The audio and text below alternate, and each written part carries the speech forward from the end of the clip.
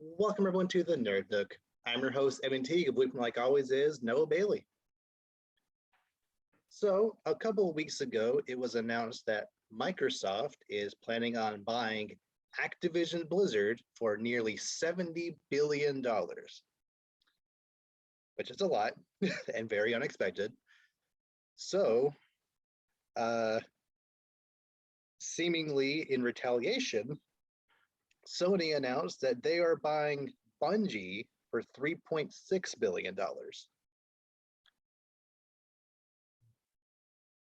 So Bungie were the people who originally made Halo back in 2000, 2001, whenever the first Halo came out. That was Bungie working with Xbox.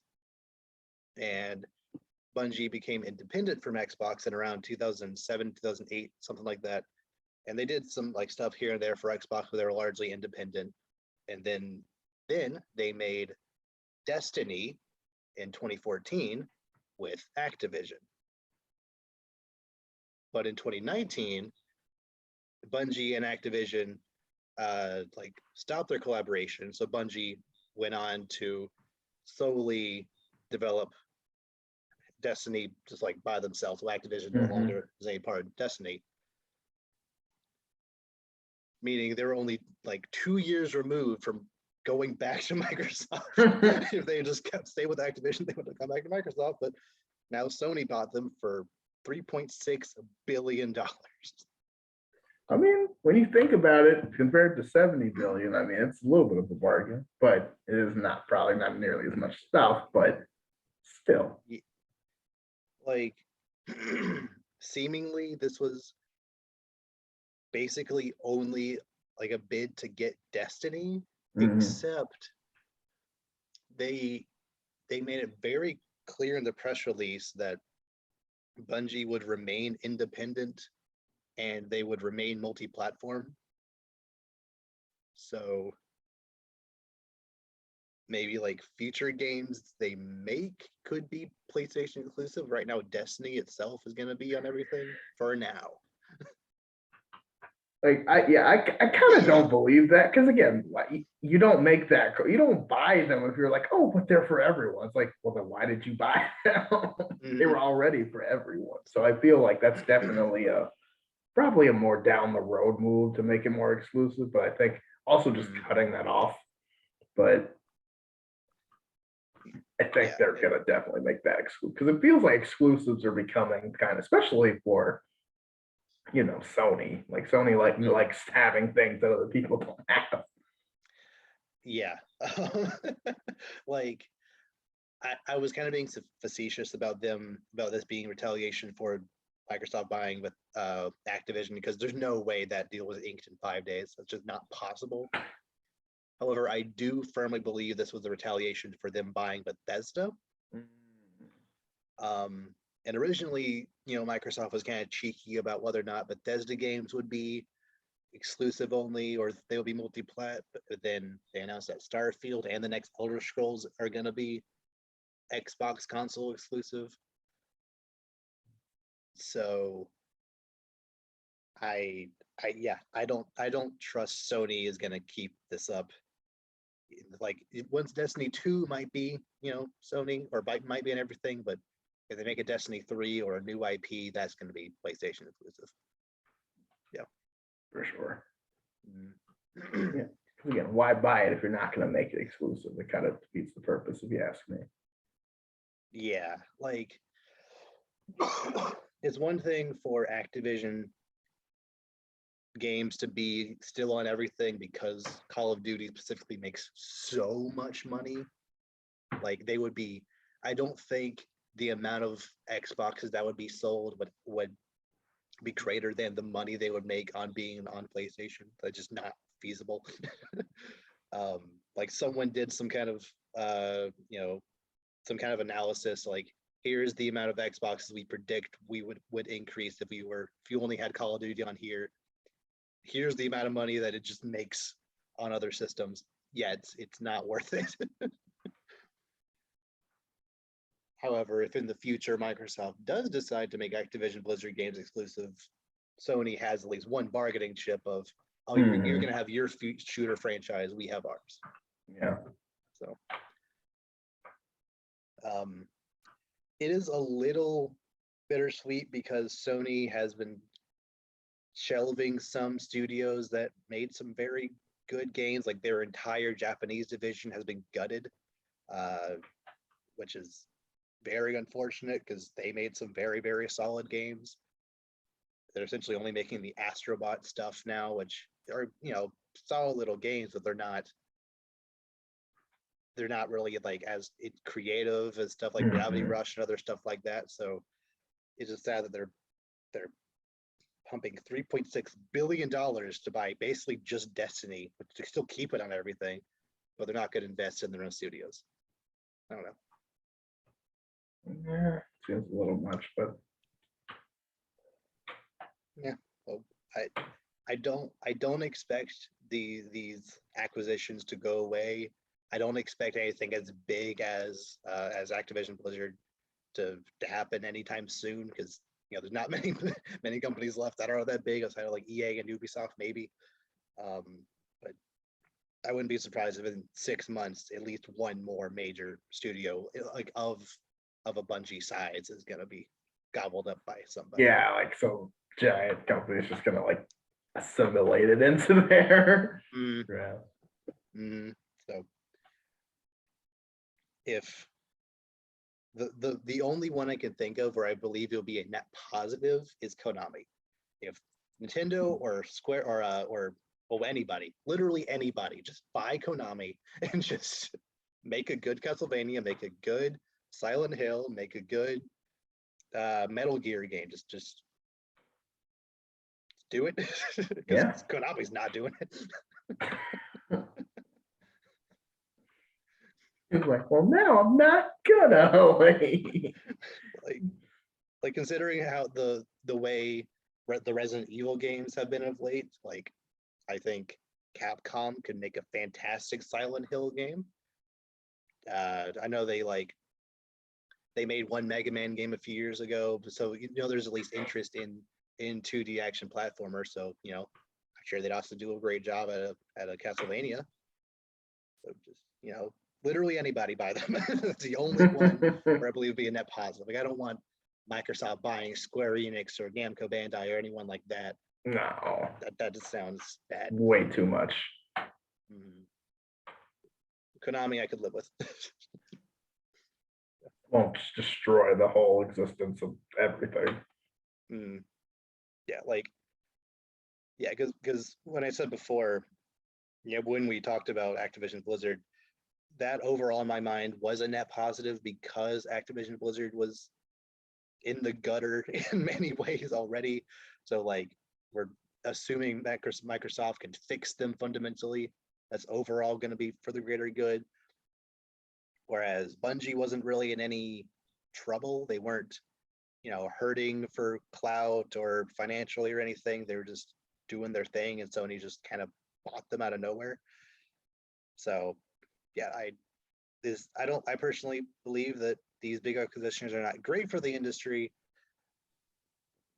but this is just the life we live, I guess. We gotta expect it now. Yeah, it's kind of just how things go. And we'll get used to it, I think, but it's just yeah. Oh well. Sticking with some video game news, it was announced that Suicide Squad Kill the Justice League has been delayed to 2023. Well, there goes one thing off my 2022 list. They reconfirmed Gotham Knights for this year, but Suicide Squad was pushed, which I honestly kind of expected. Like, I know it's not the same studio making these games, but since Gotham Knights was pushed into this year, I always felt it a little weird to have two big DC games in the same year. So it was kind of expected, but yeah. Yeah, and you feel like, especially because it's two different studios, they kind of compete against themselves there. So that's probably, honestly, I feel like that's more for like marketing than for actual like game development. Just because, yeah, you don't want to compete with, you know, guys, we're all DC here. Like, you know what I mean? Like, let's not fight each other. But again, if I had to pick one, I do kind of like Gotham Knights coming out sooner, just because Batman stuff more directly. So I'll take it, but we'll see. Yeah. Plus, I could even see it be a thing where like, Gotham Knights is progressing well, but maybe in the original timetable, Gotham Knights and Suicide Squad were both slated to be like holiday titles, but they didn't want them both to come out around the same time, and Suicide Squad could use some more work, so they just shifted it, which I think, take all the time you need. These games don't need to come out rushed or buggy or whatever. So especially for a live service game like Suicide Squad is, it needs to be perfect on day one to be any good. So do what you gotta do. So it's a little sad, but delayed games, I think more studios generally should shoot for delaying games if possible, because Rocksteady hasn't really made anything since 2015. So we can wait a little bit longer. That doesn't need to come out right now. All right, and again, it goes back to a great delayed game is always better than a rushed, unfinished game, 100% of the time. Like, I know we're in the age of patches and day one updates and stuff, so like games can be rushed and be fine, but if you want to, I prefer games that are delayed for a little more polish, just to clean up some things here and there, as opposed to rushing it. And if you don't have good internet connection or just aren't able to update it, then the game you have is busted. Whereas other people could play it well out of the box. You potentially couldn't, but if it was actually made well, if it was actually released in a good state to begin with, everybody can play it and it's good. So yeah, hopefully it's still a benefits this game well.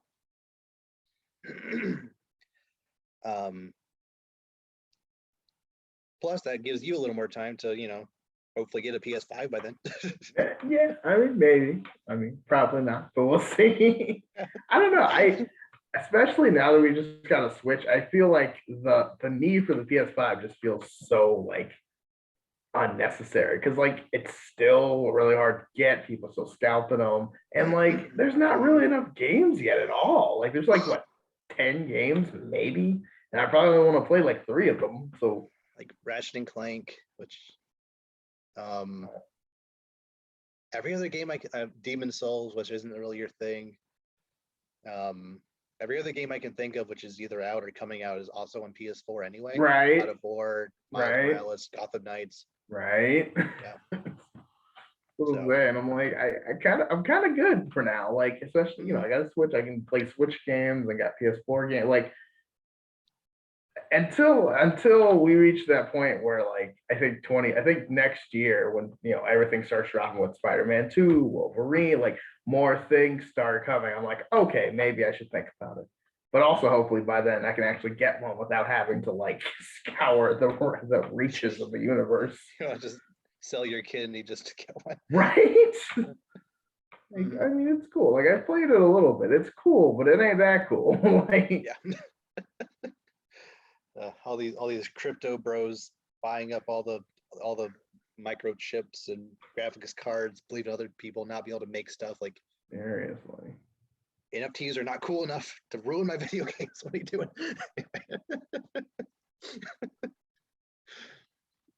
Anyway, last bit of game news I have. So Nintendo today released their financial reports from this past quarter. Switch is still selling fantastically. It is now their highest selling console of all time at over 103 million units. The Wii sold 101 million. So wow. Okay. Well, yeah, because I feel like everyone bought the Wii because like it was the whole like, oh, not just video games but exercise like craze that was huge in like what 2006, 2009. I don't even know. 2006. Yeah. Gosh. So old. Yeah, it's the fastest system to sell over 100 million. So great. And like in the chip shortage is also affecting Switch supply, but they still managed to get enough out there. Games like Mario Kart are still selling stupidly well. It sold over 4 million in 3 months. Like, how do people? And it's the same game. That's the thing. It's not even a new Mario Kart. It's still Mario Kart 8 from Wii U. Like, oh man, it's a great Mario Kart, but like, it is. And I would recommend any new Switch owner get one, but like, I don't. It's selling so well. I can't understand it. So there's no substitute for Mario Kart. Like, again, Mario Kart is the universal video game. Anyone who, even if people who don't play video games, can play Mario Kart. Mm-hmm. So like, every person who bought a Switch has bought Mario Kart, essentially. Like, you know what I mean? Because it's like, it's almost a guaranteed buy. Like, you know, Smash, maybe some people don't like fighting games, maybe this or maybe that. But like, if you bought a Nintendo Switch, guaranteed fighting game. So that's already 103 million automatically. Plus, you know, other people want it, and other, you know what I mean? It's just, it's too, like, it has to be done. Like, it's essential. And for the past, I think it's past 4 years, since 2018, every single year, Nintendo has had their like big Black Friday deal, just be a $300 bundle with Mario Kart. So anyone that buys a Switch during the holiday season, during Black Friday, whenever, just has Mario Kart. So right, like, you're gonna buy it anyway. Like, you might as well get it in the bundle. But even outside of that, there's still a huge number of people buying that game for $60. 5 years after it came out the second time. But to be fair, like, those games do not depreciate at all. Like, no, Breath of none of the like Mario games, none of like Zelda's still $60. Like, and like, granted, those games are awesome. It's like, yo, that game's been out for years. Yes. We were playing that in college a couple of years ago. Like, that game is not new. Like the end of freshman year of college. Yeah. I mean, I've been out of college for over a year and a half.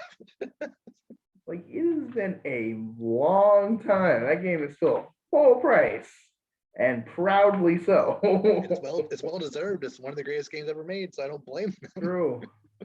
Man, it's just, they don't. Yeah. But again, it's like, they don't have to, so why would they? Yeah. Some other stuff that came out of this, Metroid Dread, which is a game I've always championed on this channel, sold 2.74 million, which makes it almost the best-selling Metroid game of all time. So in 3 months, yeah, that's pretty good. Yeah, really crazy. I think Metroid Prime on the GameCube sold 2.8 mil, and these numbers are as of December 31st. So I have a feeling 20-ish thousand people have bought it since, you know, to January. It's been a month, February. So I have a feeling it's probably past that. Or at least close by now. And by the end of this year, it is definitely going to pass 3 million. 100%. And just going from there. The Switch games just sell forever. Like, I think they do, though. Yeah. Like Fire Emblem 3 Houses is still selling. Mario Party is still selling. Smash, Pokemon, etc. is just chugging along. So yeah. They're great. That's the thing. It's like, honestly, they wouldn't even have to make any new Switch games. They could just sit on the ones they have, and they would still make crazy amounts of money. Yeah, but you know, I like new games too, and then right. Amazing, so. But a little information that came out like a few days before this. Apparently, in 2021, dollar sales of the Pokemon franchise physical software in the US reached its highest annual total since the year 2000. Whoa. Since the release of Gold and Silver, no other game, like no other single year has had higher dollar sales in the US for the Pokemon franchise than 2021. Dang. I mean, not that it left, but Pokemon's back. Yeah, So that includes Pokemon Snap, which released last year, Let's Go Pikachu and Eevee, Right. Sword and Shield, and Brilliant Diamond, Shining and Pearl. I'm about to say down for a remake, yeah. Well, I mean, that kind of makes sense because that's like what, 5 games? At least, if I think Pokemon Tournament, like that Pokemon fighting game also. Was that last year? That was 2017. I assume it still gets sold every now and again. Oh, so okay, yeah. I think that's it, but still, that's at least 5 or 6, like pretty big games that came out. Yeah. And like we said, Pokemon, just especially Let's Go Pikachu and Eevee and Sword and Shield, like these are games that if you're a new Switch owner, these are games that you might gravitate to if you have youngish to like youngish kids. You might just want to give them Pokemon, like whatever. And a pretty good a pretty good reason as to why last year specifically did so well for the franchise. In just a month and a half, Let's Go Brilliant Diamond, Shine and Pearl came out middle November. So between middle November and end of December, Brilliant Diamond, Shine and Pearl sold over 13 million units. In like a month and a half? Pikachu and Eevee have been in the market since 2018. They're like 14 and a half. Jeez. I know that game had some controversies here and there, but so did Brilliant Diamond, Shining and Pearl. That's what I'm saying. Like, it's not like, I mean, people, again, like, not that it's a surprise, but people live their Pokemon. Like, and again, like, I feel like that's boosted because, like, this pandemic's still going on. There's still not as much, you know what I mean? There's less to do outside, more to do inside. Plus, people who, like you said, like the highest ratings in 2000s, like, well, yeah, in 2000, people were kids and were playing their Game Boys and, like, you know what I mean? Their parents bought it for it. Now, those people have jobs and can buy their own Pokemon games. Yeah, and, like, I legitimately want to know what the general perception of the Switch era Pokemon games would be if the internet didn't exist. Because Sword and Shield have sold over 23 million units. And those games were hated out of the box. I love them personally, but like people freaked out over every little thing from those games. But then again, isn't that kind of par for the course with Pokemon nowadays?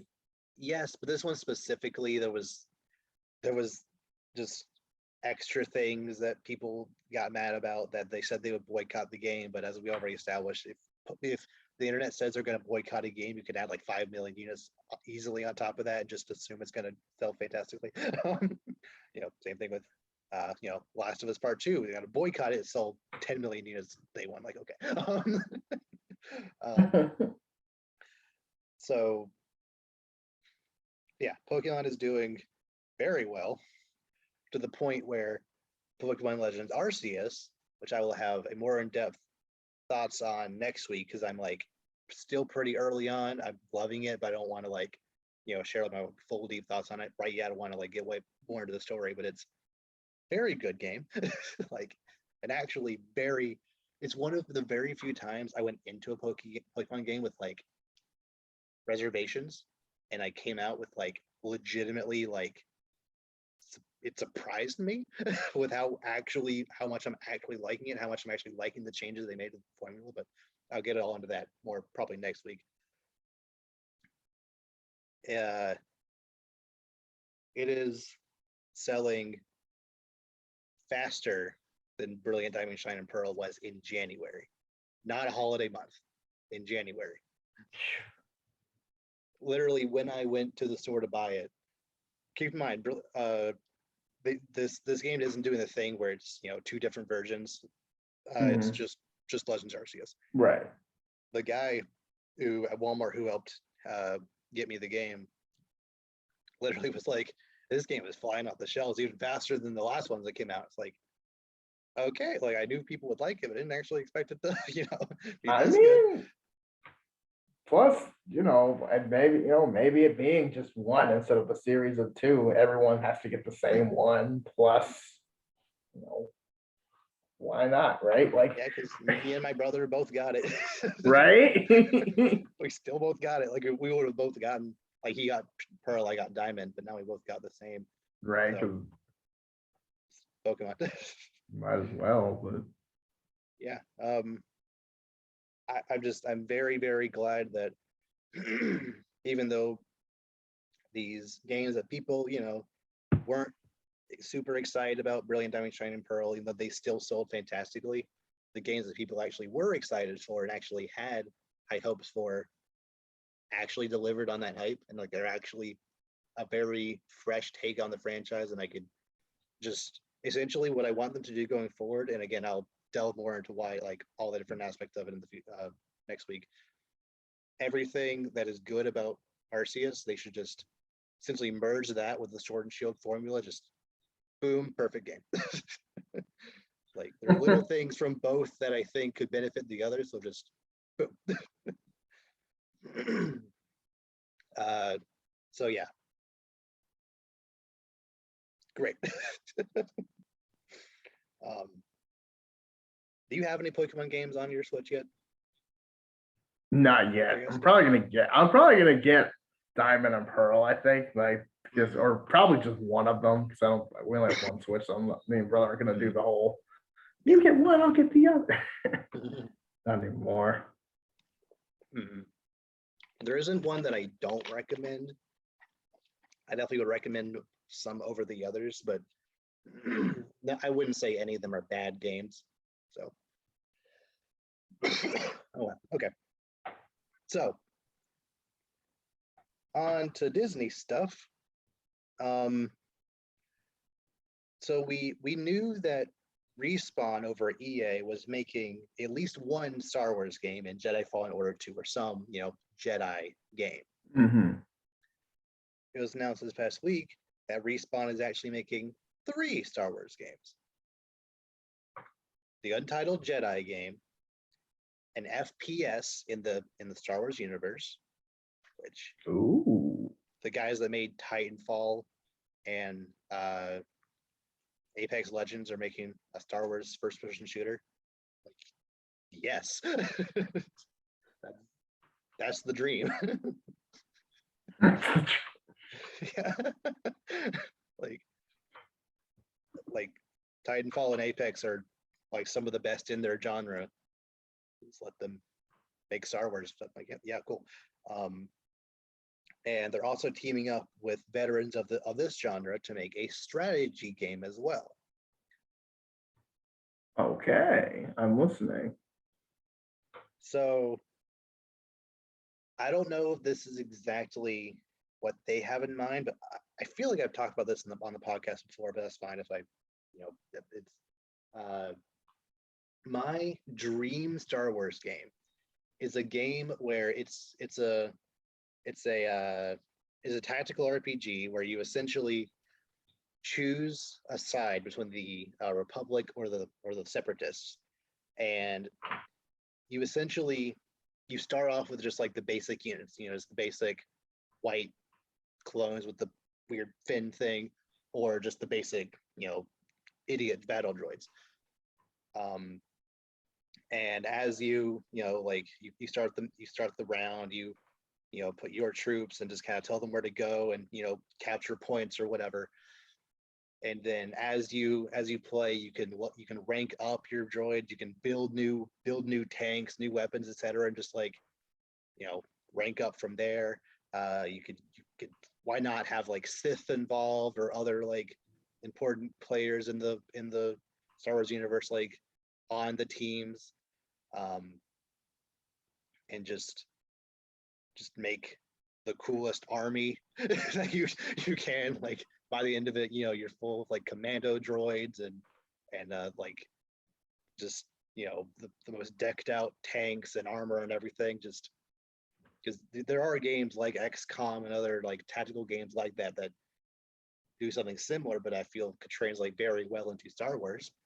And these are veterans of this genre that have made games like that before, helping Respawn make a Star Wars strategy game. Please, something similar to that would be fantastic. That's cool. No, and like being able to like build it up and like especially if you can like plan it out how like okay I want to build these plan out these units go to this planet I want this platoon this here so we can get these kind of like an advanced galactic conquest kind of Mm-hmm. like Yeah, like try to hold on to territory and like divest units to go certain places. Like mhm. if like you see a battle is going poorly on one planet, you can like zoom in on that one planet, tell a commando unit to go here and like rile this troop to do whatever, and oh, there's a sort of ARC troopers who are flying in. You gotta stop them with bring out your tanks to shoot them down. I just feel like there's so much potential in Star Wars for a strategy game, even if it's not exactly how I described it.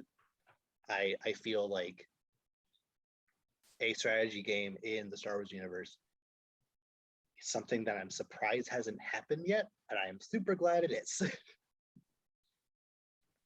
gonna be awesome like Mhm.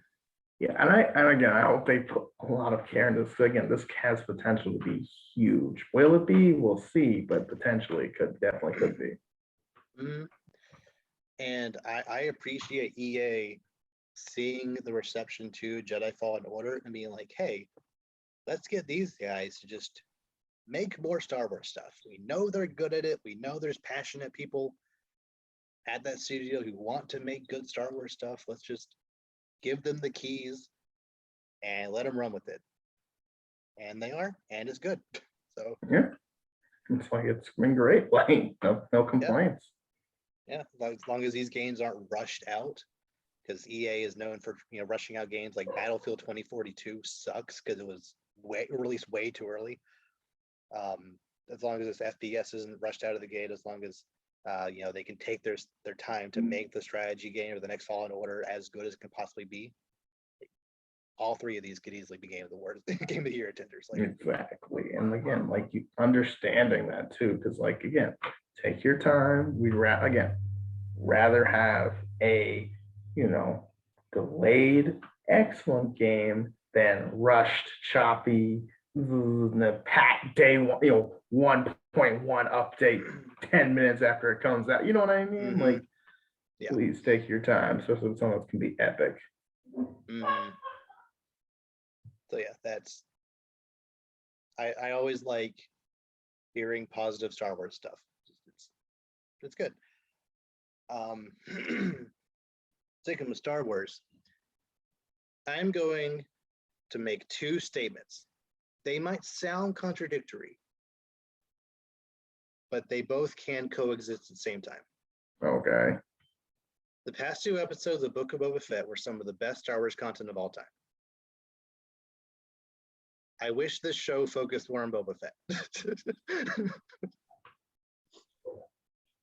yeah because like I kind of told you, like one of the best Spoilers, thing, by the way.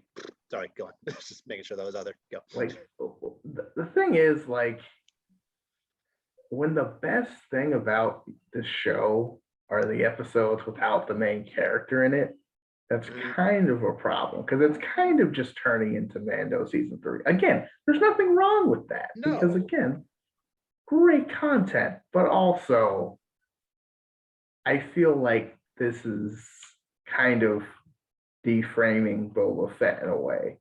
Because like if you had told me a couple of years ago, oh, we're finally getting a Boba Fett show. Oh, that's great. But like it doesn't really get that good till Boba Fett's not in it.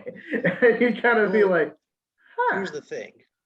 I specifically remember when the Mandalorian show was announced, we were kind of skeptical because not only did we feel like Boba Fett didn't really have enough to work on, we didn't really feel like someone who was kind of like Boba Fett, but not really. He looks similar, but he's just another bounty hunter in Mandalorian. I just feel like, why didn't they just make it a Boba Fett show? This seems weird. Turns out to be some of the greatest Star Wars content of all time. It's like, okay, cool. So you proved, I mean, Baby Yoda definitely helped, but you proved that,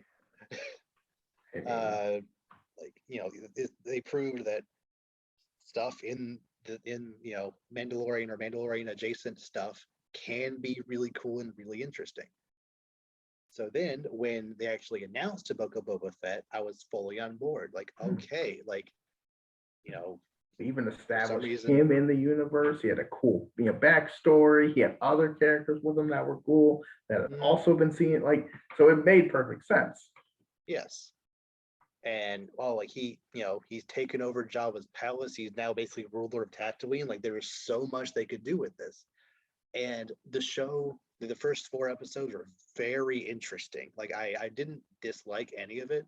I felt like his backstory of his time with the Tuskens was something we had never seen in Star Wars, at least as far as like live action goes. And I was very interested. It was interesting that they did that story with Boba Fett. I was going into the show, I was fully expecting it to just be, him just like not necessarily being ruthless, but him just like doing Boba Fett stuff and like being a like active ruler in Tatooine. Like you could even still have the Hutts or the Spice Runners like coming in to try to take over, but like he is there to stop them.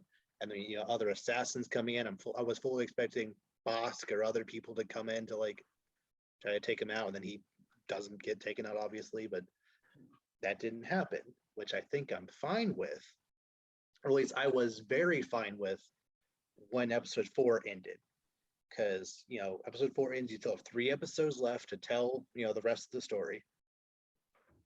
Like episode 4, you got his entire all the flashbacks are over. He is fully recovered.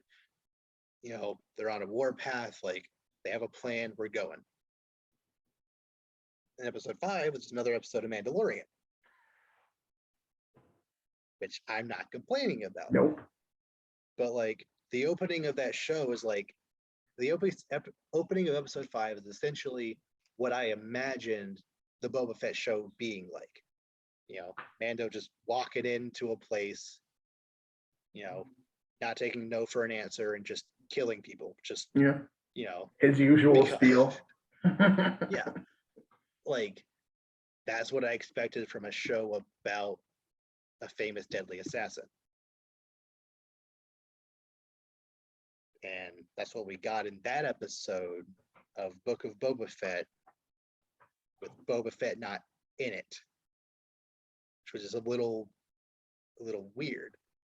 Granted, that episode again was fantastic. I actually was super invested of them building the Naboo speeder. Like that was cool. Him like watching him do the pod racing track was really cool. Never thought I'd be so happy to see pod racing again. Like, well, the first 5 minutes of the pod racing sequence is the best scene in all the whole prequels. First 5 minutes is the best scene in the entire prequels. Then it goes on for 10 more minutes and it gets kind of boring. But it starts off very engaging. So I don't mind them, calling back to that, every now and again. Yeah. But like I was fully expecting, okay, we're essentially showing like taking a small detour. We're showing how Mando got to Tatooine, and now he's gonna go into the main plot. Episode 6 and 7 are going to be all about them taking on the Spice Runner, maybe some other assassins or whoever can come in to try to stop them, which we'll get to. But like I thought like, okay, Mando is here, Boba Fett, Fennec, they're all on Tatooine ready to go. And then Mando is like, first I need to see a friend. So then episode 6 is just another episode of Mandalorian season 3, which again, I'm not complaining about. But why did this have to happen right now? Why couldn't this just be the first episode of actually season 3? That was a little weird, I felt. Feel that? I mean, yes, but until it's all over, I'll wait to because it might come back and be more important than we realize. But I kind of see your point, because it's kind of like, I feel like he just kind of hijacked his show in the middle of the show. which again, it's great content, so like who cares? But also, Yeah. it's weird because like when you like I think of season 2 of Mandalorian and how like every other character stole the show from Mando, it seemed like. Mhm. And now His turn. Mando's like, oh, so this is what's like being the coolest person and not your own show. Mhm. I mean, you think Yeah. about when Boba Fett showed up for the first time in Mandalorian, you were like, oh, gives stormtroopers the business, blows up the one like ship trying to fly away, like Mhm. all this extra stuff, or like Ahsoka shows up, all you know what I mean? Mando's always just kind of in the background of his own show. So now it's Mhm. like, oh, now I'm gonna steal the show and I'm gonna do it for 2 episodes, not just one, because I can. And like again, these shows are also very much I mean, I know it's all Star Wars, but it's kind of like a Mando verse, kind of, because it's Mhm. the same kind of, you know, ideal Yeah. area. So like I feel like it kind of works still. But again, Mhm. until like as long as it's good, all is forgiven. Yeah, but I just feel like the present day stuff in Book of Boba Fett never really got a chance to get going. So when at the end of Agreed. episode 4, like the flashbacks were done, like the Spice Runners were coming in, like I was fully expecting like, okay, now we're gonna, take a couple episodes, see how the Pikes mess stuff up, and then maybe they'll call in. I was fully expecting Mando to show up at some point, call him in to do some work for them, and like, big climax, Rancor, trampling everything. It's gonna be great, which obviously is still gonna happen, but I was expecting a little more development of Mos Eisley or Mos Espa, whichever they're at, um, after episode 4, but then they just kind of jump to a place that's not Tatooine for most of episode 5 and 6, and now we're at the climax, and I feel the current day stuff hasn't been developed enough to really care about that one place getting blown up. Or I have questions about why the brother and sister hut, or what are they up to? Or Yeah, we kind of really kind haven't of seen that stuff. much of them, really. Like, yeah, I mean, Yeah. Because it's what, 7 episodes or is it 8? Yes. Only Yes, 7 7? episodes. Oh Yes. man, yeah, so that's it. I mean, it's probably gonna feel a little Like an hour episode. Yeah, but like it's not gonna feel like everything's gonna be wrapped up well, which not that it's gonna be bad, but like it's gonna feel wanting. And I feel like because again, I feel like we're past the point of like building up stuff. Because we're going into the finale. It's kind of late. It's kind of too late to build up anything. It's kind of just kind of go down. And like there definitely is a conflict. There is, something that they've been working towards. They need to stop the Pike Syndicate from infiltrating Tatooine, which I think is a very good thing to set up for the climax. But I kind of would have liked to see more development between Boba Fett and that new Wookiee bodyguard guy, which is apparently from the Boba Fett comics, so that's great. Just as more of like how the politics of Tatooine have shifted since Jabba the Hutt died, why Boba Fett wants that position in the first place. We never actually found out why he wanted to take Bib Fortuna's place. Still figuring out the So I don't know. That was I think the climax is gonna be really cool. Mostly because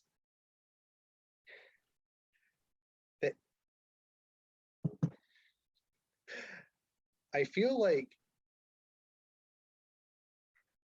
Dave Filoni just needs all the money Star Wars has ever made solely because he created Cad Bane. Just like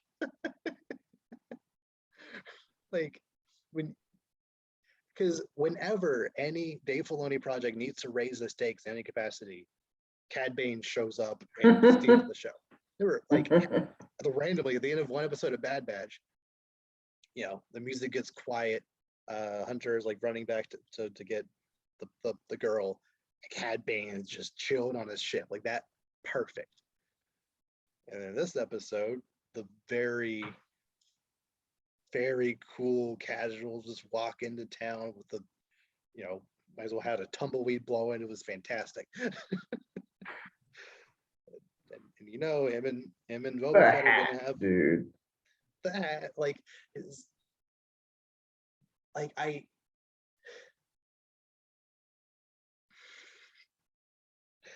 like just the silhouette of a man with a hat shouldn't be that exciting. They shouldn't be that impactful, but like just from my TV isn't huge, but like the amount of pixels I saw were in like the vague shape of a guy with a hat. I instantly knew who it was. Like, oh my goodness. Well, no, because it's like, it's weird because like, you see him in Bad Batch and you're like, okay, you know what? They were just like, we got some basically extra Clone Wars episodes. Let's just throw it together. Why not? But then you realize, oh no, that wasn't just a tease. There's so much only more. Wanted you to remember this guy exists. Oh my god. To be fair though, if he had just shown up at the end, I would have been like, what? No. Stop, Stevie. Stop everything. Turns off Disney Plus. No, wait a minute. The legend. Still voiced by Corey Burton. Like, oh my god, so bad. He looks really good in live action, which I was a little afraid of. His mouth is a little weird, but I just kind of chalk that up to the prosthetics, just Yeah, I mean, whatever. It's again, it looks about as good as it could have been, because like I mean, especially I mean, it's like because especially with like it's like blue with the like mouth things or whatever those breathing tubes are or whatever. Yeah. So like, but still, I mean, yeah, it looks good. It doesn't look like, oh my god, it looks solid. Like not perfect, but I mean, it's obviously recognizable and it doesn't take anything away from the character. So that's all that matters. Exactly. So yeah, him and Boba Fett are totally gonna have their iconic duel in live action. Like canonically, it happened off screen in the Clone Wars, but we're actually gonna see it this time, and it's yeah. I mean, what more could you ask for? That's about it. Like, yeah, exactly. So yeah, episode 7 is gonna be fantastic. We're obviously gonna like talk about it more either next week or the week after, depending on when we record next. But yeah, it's gonna be good. I just wish the first 3 or 4 episodes were a little more focused, but I think the overall show has been very solid to good so far. It's kind of doing it's definitely took its time, because it did kind of misdirect it, because it's building up Boba Fett a lot, and then it kind of like, oh, completely across, we're going to Mando stuff. But it's okay, because again, it's excellent stuff, so like you forgive, but like it just kind of it's just a little weird to think that the best Star Wars content, like at least some of the best like top tier Star Wars content, was technically filler in the Book of Boba Fett.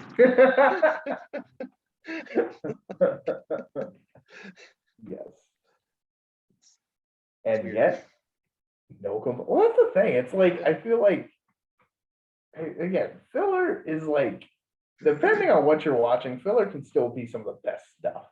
It just depends. And like here, like even with 7 episodes, a filler episode, if you have a filler episode, you only have 7 episodes, it better be some top tier stuff. Yeah. Yeah, like also, this might be a little weird, but I feel like if this show was just called Boba Fett, I'd be a little more upset. But because it's specifically called a Book of Boba Fett, essentially I'm okay with certain chapters being devoted to other characters. Does that make sense? Kind of. Why? Why though?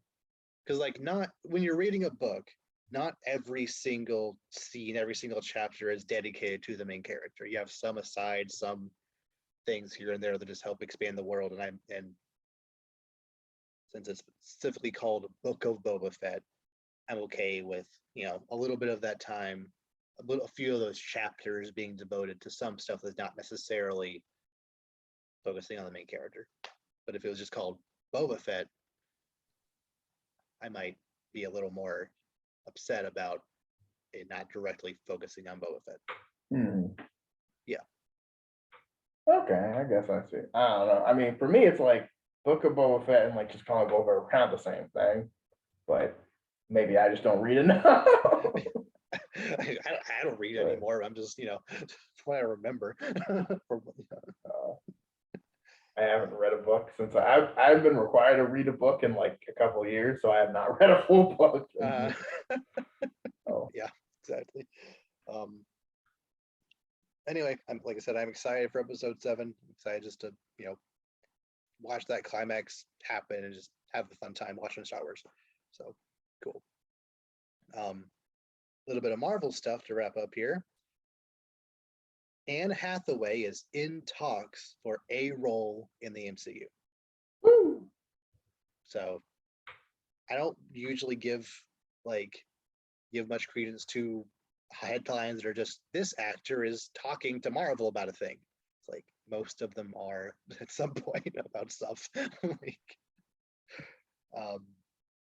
But assuming that Anne Hathaway does end up actually getting a role in the MCU, are there any specific characters that you think should be good for? I immediately thought like either like a Kitty Pryde or something. I don't know why, because like an X-Men, you know what I mean? Like one of those X-Men characters, just to like that was my first go-to. But then again, I'm thinking like Princess Diaries Anne Hathaway, not like 2021 Anne Hathaway. Yeah. But I don't know. Like to be fair, it could be literally anyone, because like Marvel or MCU has a way of just making characters either, characters no one's either heard of into household names, or just pretty much making up characters basically that everyone loves. So yeah, like this could be a random character in Guardians of the Galaxy. Yeah. It could be like the two that I'm specifically thinking most fit her are Jean Grey. Yeah. Or Sue Storm. True. I feel like they've got Fantastic Four though. Like I feel like, because I heard a rumor they were thinking about doing John Krasinski and Emily Blunt. Yeah, Emily Blunt. That would be I would pay to see that. That would be awesome. Yeah, like Emily Blunt says she doesn't want to do it. She totally wants to do it. She totally wants to. Like, no, like, come on. Like, who doesn't want to do a Marvel? If you paid enough, you would do it. There are so many people in the MCU at this point. It's like everyone wants to be in it. I'm surprised. First of all, has Morgan Freeman done anything for the MCU? I don't think so. I feel like we're missing that. Also, why was he not the Watcher? That would have been so great. I mean, it was probably originally supposed to be Stan Lee, but since he passed before that show came out. Yeah, I know, but I think still, like, imagine did a fantastic job. So I don't.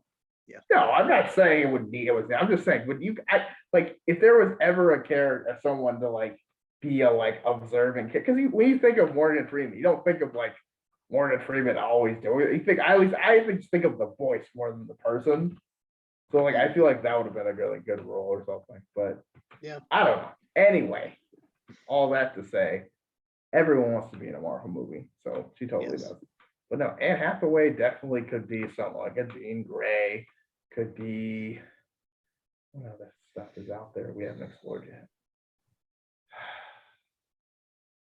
I don't know. I'm blanking. I have a vague memory of her being cast, or at least talked about being in the Silver Sable and Black Cat movie that was briefly going to be made at Sony. So Silver Sable, maybe. Silver Sable, maybe. Because I feel like Black Cat, since she hasn't been established yet.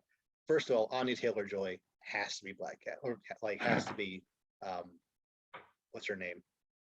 I don't know.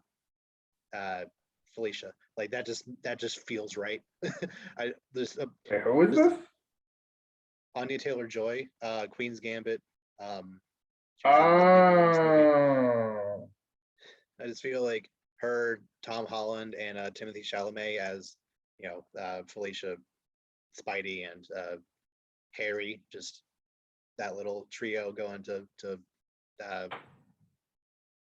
whatever Going to college they together. end up going to. I just feel like that is a very nice little couple there. Yeah.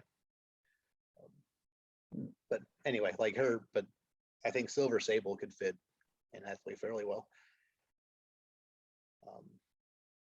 Yeah, if I was a betting man, I think I would put it on Jean Grey. Yeah, because that's a very prominent like Marvel role that would make sense. You need someone big to play. Mm-hmm. Yeah. But it could be nothing. The talks could not go through somehow.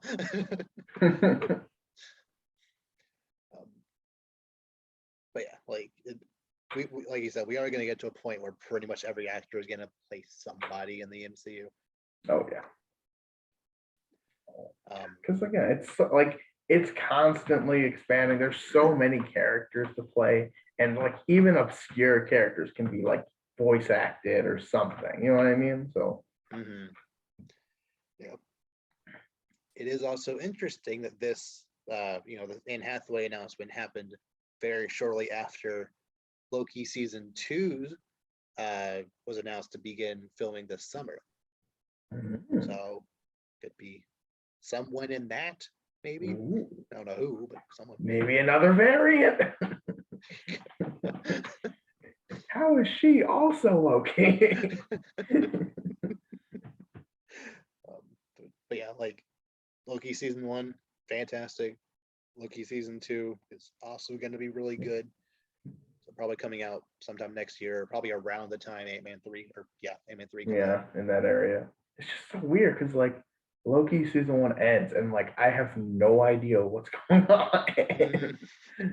And they're just like, oh yeah, this is where we're gonna stop. They're like, what? Huh? Well, give it 2 years, we'll eventually get back to this. Like, right? It's like you just like we get so sucked in, and then everything get completely crazy, and it's like, okay, bye. See you in Ant-Man. Ant-Man, right? Seriously? Like, it's like, you're gonna say something Doctor Strange, right? Nope. That's WandaVision. What? So yeah, that's gonna be good. Last little bit of news I have is apparently Jason Momoa is going to play the villain in Fast and Furious 10. I did hear Sure. that. Why not? I mean, okay. At this point, they are running out of ginormous humans / actors to play because the only people left are Terry Crews and like I don't even know. That's kind of it because they did John Cena. They already did Dwayne Johnson a few years ago. Jason Statham. With like, I mean, that makes a ton of sense. Oh, maybe like what? Josh Brolin, maybe? Yeah. Dave Bautista. Oh, true. That'd be a good one. That's about it. Yeah. Well, yeah, I was like, who else is like unnecessarily yoked? But yeah, Jason Momoa like just feels like he fits that world so well. He does, which like granted, I don't know in what capacity he's gonna be in. Like I feel like he should just play himself in real life. Like oh, they also did Idris Elba in the spin. Yeah, that's right. Yeah. Forgot about that. Black Superman. I need to see that. Even though I have no context for anything that's happening because I haven't watched any Fast and Furious movie, I know that movie is bonkers and I'm okay with it. I mean, and it's like a spin-off movie because Dwayne Johnson and Vin Diesel like hate each other. So it's like I think it's pretty much its own movie on its own anyway. So I feel like you could watch that and not know anything. But and apparently Vin Diesel like tried to reason with Dwayne Johnson to come back for the 10th one, and he was like, Nah. The way I heard it is he tried to like, you know how when you have beef with people and they try to like make it public, like they're trying to be nice, but you know behind closed doors they've done some shady. That is the perception that I've gotten from the situation. Yep. So I don't know, but then again, I feel like all of you, I'm like, guys, we're too rich to be having these problems. But I don't know. Everyone's got their egos and contracts saying I can't lose a fight and I have to take the fewest number of hits in a fight scene or all this. Every single Fast and Furious actor has contracts where they have to, where in every fight they're in, they have to give at least as many punches as they take. All of them. Every single fight scene has to be an even back and forth. That's why imagine like imagine trying to write those, like choreograph that fight scene. We're like, okay, then he gets it. No, we can't do that. Why? It's contract because we have to fight back. But it's a sneak attack. Yeah, we have to fight back.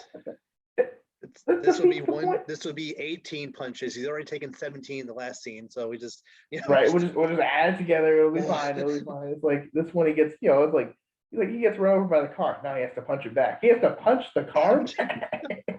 Sure, why not? He has to give what he can take for family. Oh my gosh, there's so many scenes in these movies where I'm just like, man, this is such like an ego trip.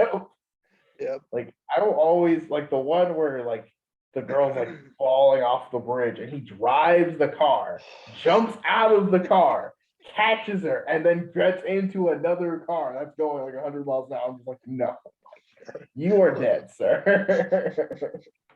You killed her. There's no possible way that works. But, or car skydiving is always a great idea, except when the car definitely doesn't make it to the ground. Like it's definitely a movie franchise I intend to watch through at some point. There's so many of them. They change so drastically. 10 is going to be split into 2 parts. Is it really? Oh, at least right now, that's the plan. Why? One part for Vin Diesel, one part for Dwayne Johnson to play him? Is that what we're doing? Maybe. Honestly, that would not surprise me. Mm-hmm. That would not even surprise me. Yeah, but I think why not Jason Momoa? Yeah, no, I mean, just you might as well. Like, we just need all the big muscular people. Yeah. Might as well get the Undertaker too while you're at it, right? Triple H, and might as well. Brother. Yeah, I think that's all the stuff I have to discuss today. Anything else you want to bring up or discuss before we sign off? We are 1 month away from the Batman.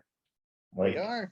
Which is weird to think, because like I felt like a week ago it was like 2 months away, but now it's next month. No. Which I don't know. Did you see that recent like teaser or whatever? Like funeral scene? It's pretty interesting. I'm like, okay, I can. Yeah. I mean, it was shot well. Yeah. We'll see. Shot on iPhone 13, like maybe. I'm excited, but I have to just see it. Like, yeah. Like, I'll see it. We'll see how it goes. I don't know if it'll be amazing. It could be really good. It could be just okay. Like, I don't think it's going to be bad by any means. I just think it's going to be okay, and people are going to praise it like it's the greatest thing to ever come out. And that is going to bother me. But I think it'll be all right. Actually good. If it's actually really good, then sure. But if it's just okay, or even like kind of good, I'll be a little upset. Yeah. I will say, Robert Pattinson's Batman kind of, or his Bruce Wayne did kind of look out of place. Because I'm like, bro, you're supposed to be Bruce Wayne. You look very like creepy, lonery. He's a younger Bruce Wayne who's still getting his ropes. So yeah, that's true. I don't know. It's like you got to play your part. He's not. He looks very much like, if someone in here was a vigilante who beat people at night to a pulp, I feel like I'd vote that guy. Yeah.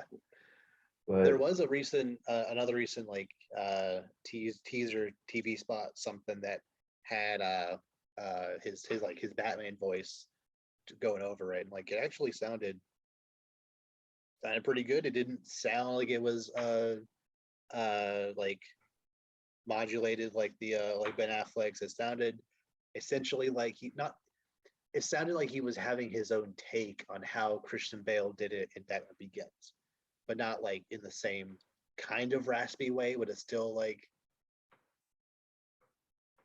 it's not like it's not like Kevin Conroy where you just like does a different voice.